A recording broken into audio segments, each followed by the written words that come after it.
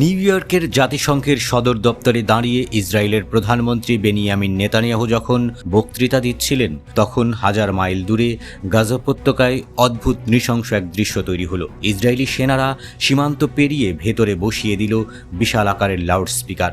লক্ষ্য একটাই, নেতানিয়াহুর সেই বক্তৃতা যেন পৌঁছে যায় সরাসরি গাজার মানুষের কানে। সরকারি ঘোষণা ছিল আরও নাটকীয়। নেতানিয়াহুর কার্যালয় দাবি করল শুধু লাউড স্পিকার নয়, গাজার মানুষের মোবাইল ফোনও নাকি হ্যাক করা হয়েছে।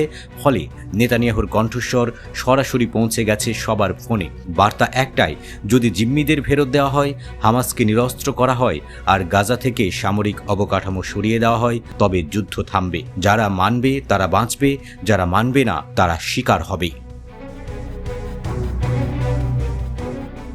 কিন্তু গাজার সাধারণ মানুষ এই প্রচারণাকে নিয়ে কটাক্ষ ছুড়ে দিল। কেন্দ্রীয় গাজায় থাকা সুলেমান বললেন, আমাদের ফোনে কোনো বার্তায় আসেনি, শুধু বোমা ফাটার শব্দ আর ট্যাঙ্কের গর্জন শোনা যাচ্ছে। ইয়াজান আহমেদ নামের এক তরুণের মন্তব্য আরও তীক্ষ্ণ। তিনি বলেন, এটা প্রমাণ করে সাধারণ মানুষকে তথ্য দেওয়ার বদলে ভয় দেখানোই আসল উদ্দেশ্য। আইডিএফ প্রথমে বলেছিল লাউড স্পিকারগুলো কেবল সীমান্তের ইসরায়েলি অংশে থাকবে, কিন্তু শুক্রবার সেনারাই স্বীকার করে নিল 9টি বিশাল সাউন্ড সিস্টেম গাজার ভেতরে বসানো হয়েছে। এই নির্দেশ দেন দক্ষিণাঞ্চলীয় কমান্ডার মেজর জেনারেল ইয়ানিভ আসর। সামরিক সূত্রে জানা যায়, এই নির্দেশ মানতে গিয়ে সেনাদের চলমান অভিযানে বিঘ্ন ঘটে, কারণ লাউড স্পিকার বসানো ও পাহারা দেওয়ার জন্য আলাদা ইউনিট মোতায়েন করতে হয়। এক অফিসারের ভাষ্য, আসল লক্ষ্য ছিল ভিডিও করা, দেখানো যে গাজার ভেতরে নেতানিয়াহুর বক্তৃতা বাজানো হয়েছে। সেনাদের দিয়ে এটা করানো দুঃখজনক। বিখ্যাত গাজা ব্লগার সালাহ আল জাফরাউই সরাসরি ইতিহাসের সঙ্গে তুলনা টানলেন। তার অভিযোগ, ইসরায়েলি সেনারা ট্রাক ভর্তি লাউড স্পিকার নিয়ে গাজা শরণার্থীদের উদ্দেশ্যে নেতানিয়াহুর বক্তৃতা বাজাচ্ছে। এই দৃশ্য হুবহু দ্বিতীয় বিশ্বযুদ্ধের মতো, যখন নাৎসি সেনারা হিটলারের প্রচারণা ছড়াতো।